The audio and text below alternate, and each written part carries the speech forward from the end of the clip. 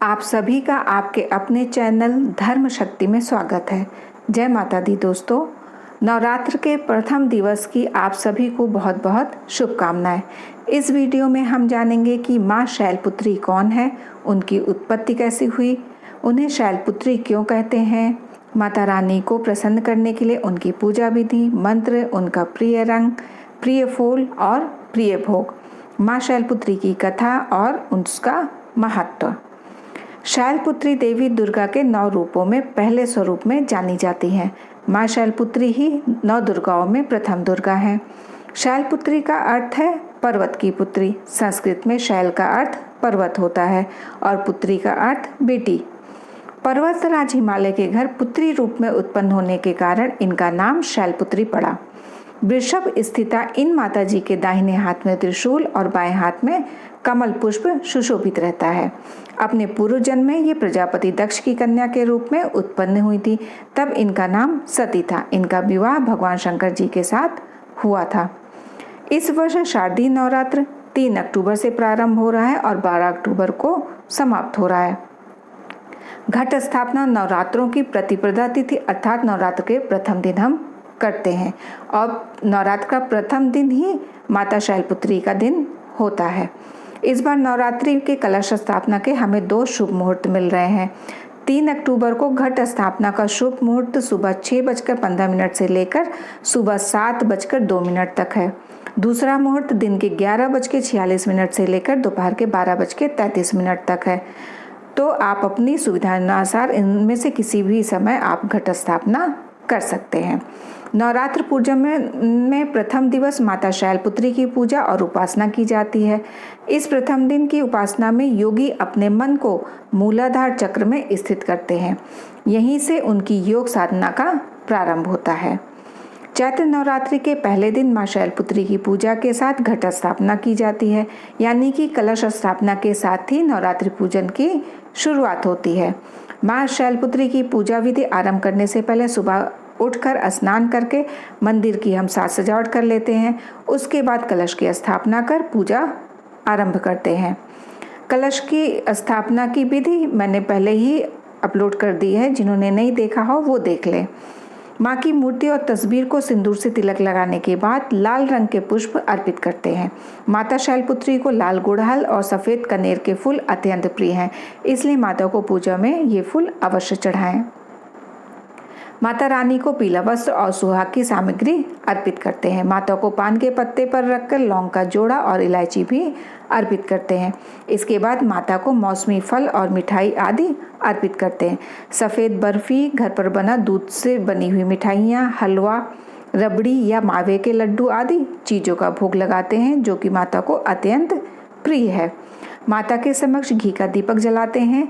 माता की आरती करने के साथ ही दुर्गा चालीसा का पाठ करते हैं। इसके बाद व्रत का संकल्प लेते हैं। माँ शैलपुत्री का प्रार्थना मंत्र ओम ऐं ह्रीं क्लीं चामुंडाय विच्चे ओम शैलपुत्री देव्ये नमः। माँ शैलपुत्री का उपासना मंत्र वंदे वच्चिता लाभाय चंद्रार्धकृत शेखराम वृषारूढ़ं शूलधरं शैलपुत्रीं यशस्विनीं। माता का स्तुति मंत्र या देवी सर्वभूतेषु माँ शैलपुत्री रूपेण संस्थिता नमस्तस्यै नमस्तस्यै नमस्तस्यै नमो नमः। आइए अब जानते हैं माता शैलपुत्री की पौराणिक कथा। एक बार प्रजापति दक्ष ने एक बहुत बड़ा यज्ञ किया। इसमें उन्होंने सारे देवताओं को अपना अपना यज्ञ भाग प्राप्त करने के लिए निमंत्रित किया, किंतु शंकर जी को उन्होंने इस यज्ञ में निमंत्रित नहीं किया। सती ने जब सुना कि उनके पिता एक अत्यंत विशाल यज्ञ का अनुष्ठान कर रहे हैं, तब वहां जाने के लिए उनका मन विकल हो उठा। अपनी यह इच्छा उन्होंने शंकर जी को बताई। सारी बातों पर विचार करने के बाद उन्होंने कहा, प्रजापति दक्ष किसी कारणवश हमसे रुष्ट हैं। अपने यज्ञ में उन्होंने सारे देवताओं को निमंत्रित किया है, उनके यज्ञ भाग भी उन्हें समर्पित किए हैं, किंतु हमें जानबूझकर नहीं बुलाया, कोई सूचना तक नहीं भेजी है। ऐसी स्थिति में तुम्हारा वहां जाना किसी भी प्रकार श्रेयस्कर नहीं होगा। शंकर जी के इस उपदेश से सती का प्रबोध नहीं हुआ। पिता का यज्ञ देखने वहां जाकर माता और बहनों से मिलने की उनकी व्यग्रता किसी प्रकार भी कम न हो सकी। उनका प्रबल आग्रह देखकर भगवान शंकर जी ने उन्हें वहां जाने की अनुमति दे दी। सती ने पिता के घर पहुंचकर देखा कि कोई भी उनसे आदर और प्रेम के साथ बातचीत नहीं कर रहा है। सारे लोग मुंह फेरे हुए हैं।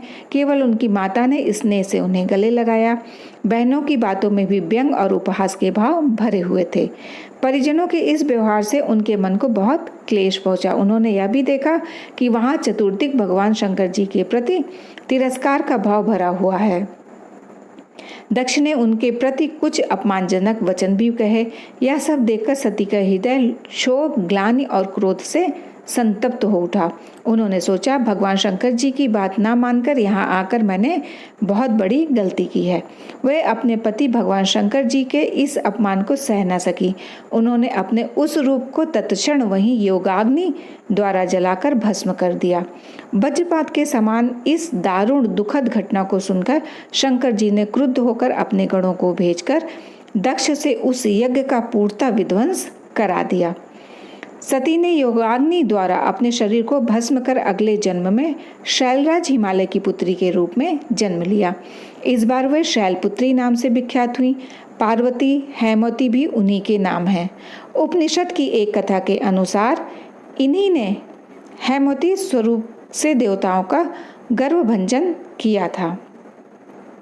शैलपुत्री देवी का विवाह भी शंकर जी से ही हुआ। पूर्व जन्म की भांति इस जन्म में भी वह शिव जी की ही अर्धांगिनी बनी। 9 दुर्गाओं में प्रथम शैलपुत्री दुर्गा का महत्व और शक्तियां अनंत है। माँ शैलपुत्री की पूजा अर्चना करने से जीवन में स्थिरता आती है। माता शैलपुत्री की विधिवत आराधना करने से वैवाहिक जीवन सुखमय रहता है और घर में खुशहाली आती है।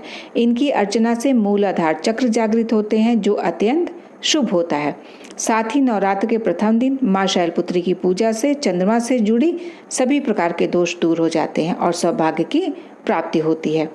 माता शैलपुत्री की पूजा करने से कुंवारी कन्याओं को सुयोग वर की प्राप्ति होती है और घर में धन धान्य की कमी नहीं होती है। यदि वीडियो आपके लिए उपयोगी हो तो लाइक और कमेंट करके चैनल को सब्सक्राइब कर लें, जिससे आगे आने वाली वीडियोस के नोटिफिकेशन आपको समय पर मिल सके। आप और आपके परिवार पर माता रानी की कृपा सदैव बनी रहे। जय माता दी दोस्तों।